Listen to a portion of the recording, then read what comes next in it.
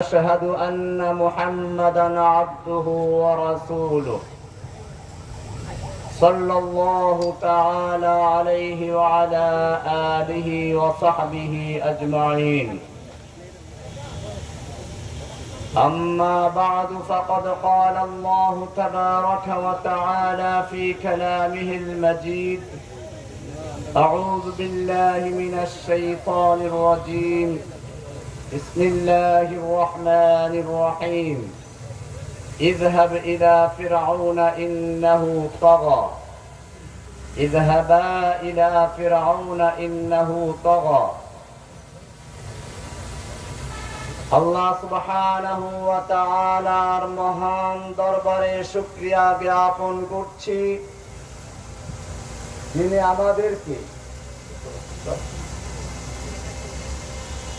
আমাকে দীর্ঘ 11 বছর 16 দিন ফিরআউনের জিন্দানখানা থেকে জেল খাটার পরে মুক্ত করে ফরিদপুর জেলা আলেম ওলামা ও তাওহীদি জনতার উদ্যোগে ইসলামী মহাসম্মেলনে আসার তৌফিক এনায়েত করেছেন। এজন্য বলি আলহামদুলিল্লাহ। আলহামদুলিল্লাহ। বাংলাদেশের বুকে ইসলামকে ধ্বংস করার জন্য ভারতের প্রোডাক্ট এক মুখ্যিরানী, স্বৈরাচারী, দুরাচারী এক শাসক আমাদের উপরে চেপে বসেছিল। আপনারা জানেন, আমি ভারতে যখন পড়াশোনা করেছি তখনই একটা স্লোগান সেখানে ব্যাপকভাবে প্রচারিত হতো: গো হামারি মাতা হ্যায় তুম উসকো খাতা হ্যায়, তুমকো চাহিয়ে কবরস্তান ইয়া ভেজেঙ্গে পাকিস্তান।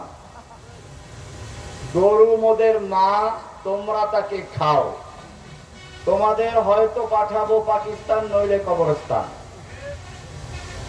শুধু এ পর্যন্তই নয়, তারা স্লোগান দিত হিন্দু হিন্দি হিন্দুস্তান, জবন ভেজো পাকিস্তান। হিন্দু, হিন্দি ভাষা, হিন্দুস্তান হিন্দুদের জায়গা, এখানে মুসলমান থাকতে পারবে না। এইভাবে মুসলিম বিদ্বেষ ছড়িয়ে বাবরি মসজিদ ধ্বংস করে তার জায়গায় মন্দির নির্মাণ করেছে। বাংলাদেশকেও তারা একটা ভারতের প্রদেশ বানানোর জন্য যেই লোকটাকে দীর্ঘদিন পর্যন্ত তৈরি করেছিল, সেই লোকটার নাম ছিল শেখ হাসিনা। সেজন্য সে প্রথমেই এসে বাংলাদেশের মানুষকে দুই ভাগে বিভক্ত করার চেষ্টা করেছিল। আপনারা জানেন, ফিরআউন সম্পর্কে কোরআনে বলা হয়েছে, ফিরআউন তার জাতিকে বিভিন্ন দলে বিভক্ত করত। ইন্না ফিরআউনা আলা ফিল আরদ, সূরা কাসাসের শুরুর দিকে আছে, ফিরআউন মিশর ভূখণ্ডে একক ক্ষমতার অধিকারী হয়েছিল, সর্বোচ্চ ক্ষমতা সে কুক্ষিগত করেছিল। বাংলাদেশের ফিরআউনও তাই করেছিল। এরপরে বলা হচ্ছে ওয়াজআলা আহলাহা শিয়া, সে মিশরের জনগণকে বিভিন্ন দলে বিভক্ত করেছিল। ফিরআউন যেভাবে মিশরের জনগণকে বিভিন্ন দলে বিভক্ত করেছিল, বাংলাদেশের মানুষ যারা সকলে মিলে মিশেছিল সেই জাতিকে বিভক্ত করে কাউকে রাজাকার, কাউকে আল বদর, কাউকে জামাত, কাউকে শিবির, কাউকে জঙ্গি, এই সব নাটক করে আবার স্বাধীনতার পক্ষে বিপক্ষে, মুক্তিযুদ্ধের চেতনার পক্ষে বিপক্ষে, এরকম বিভিন্ন ভাবে দলে দলে বিভক্ত করে মুসলিম উম্মাহকে বিভিন্ন ভাবে সে নির্যাতন করে শাসন করার চেষ্টা করেছিল।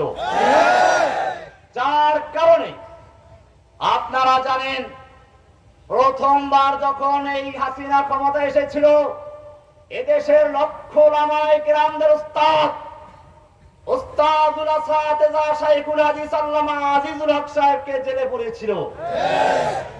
দ্বিতীয়বার ক্ষমতা এসে শাইখুল হাদিস আল্লামা আজিজুল হক সাহেবের ছাত্র মুফতি জসিমউদ্দিন রহমানীকে, আজিজুল হক সাহেবের ছেলে মামুনুল হককে, এরকম হাজার হাজার ওলামায়ে কেরামকে জেলে পুরে জেলখানা ভরে ফেলেছিল। আর জঙ্গি নাটক সাজিয়েছিল। আমাকে বলা হয়েছিল আনসারুল্লাহ বাংলা টিমের প্রধান। আমি সাংবাদিক ভাইদেরকে স্পষ্ট বলতে চাই, জসিমউদ্দিন রহমানী কোন গোপন সংগঠনের লোক ছিল না। তার প্রত্যেকটা বক্তব্য ছিল প্রকাশ্যে। যখন বাংলাদেশের মুসলিম জনতার ঈমানকে পরীক্ষা করার জন্য ঈমানকে চ্যালেঞ্জ করে শাহবাগে নাস্তিক জাগরণ শুরু করা হয়েছিল, জসিমউদ্দিন রহমান যখন গর্জে উঠেছিল ইসলামী জাগরণ তৈরি করার জন্য।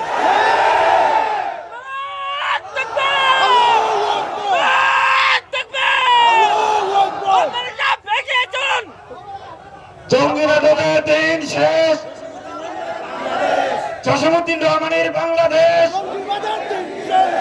জঙ্গি নাটকের দিন শেষ, জসিমউদ্দিন রহমানের বাংলাদেশ। এখনো শেখ হাসিনার সেই জঙ্গি নাটকের কিছু প্রেতাত্মা বসে আছে।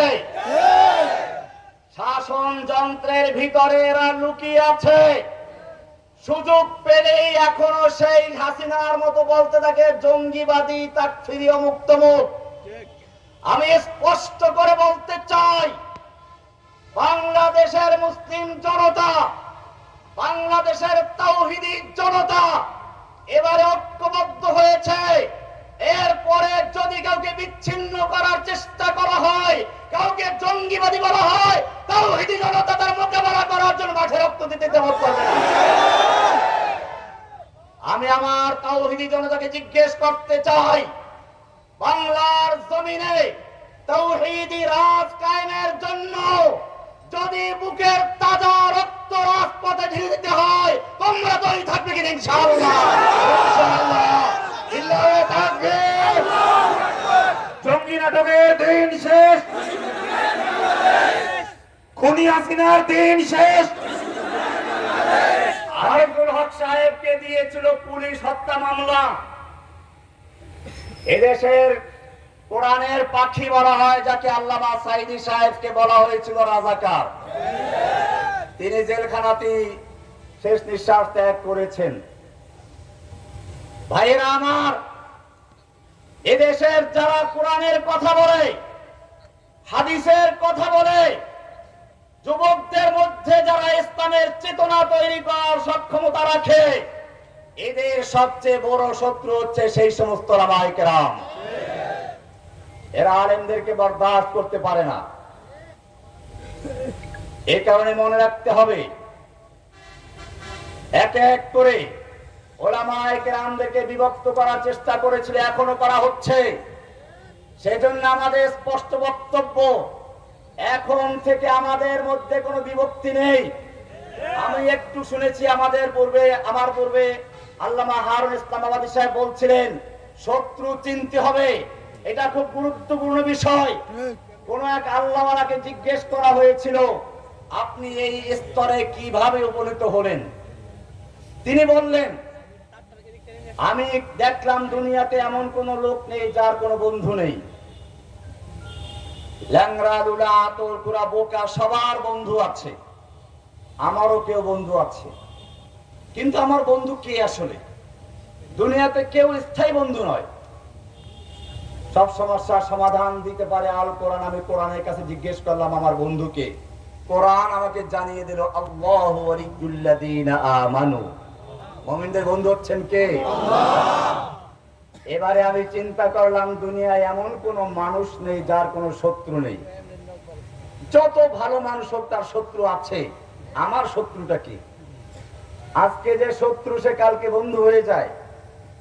এজন্য আমি আবার কোরআনকে জিজ্ঞেস করলাম, কোরআন তুমি বলে দাও আমার শত্রুকে। কোরআন বলছে ইন্নাশ শাইতানা লিল ইনসানি আদুউম মুবিন। নিশ্চয়ই শয়তান হচ্ছে তোমাদের প্রকাশ্য শত্রু। বন্ধুকে, দুশমনকে। আল্লাহ যেহেতু বন্ধু, আল্লাহর পথে যারা চলে, আল্লাহর কথা বলে, আল্লাহ দিন প্রতিষ্ঠার কাজ করে, তারা সকলে আমার বন্ধু। সে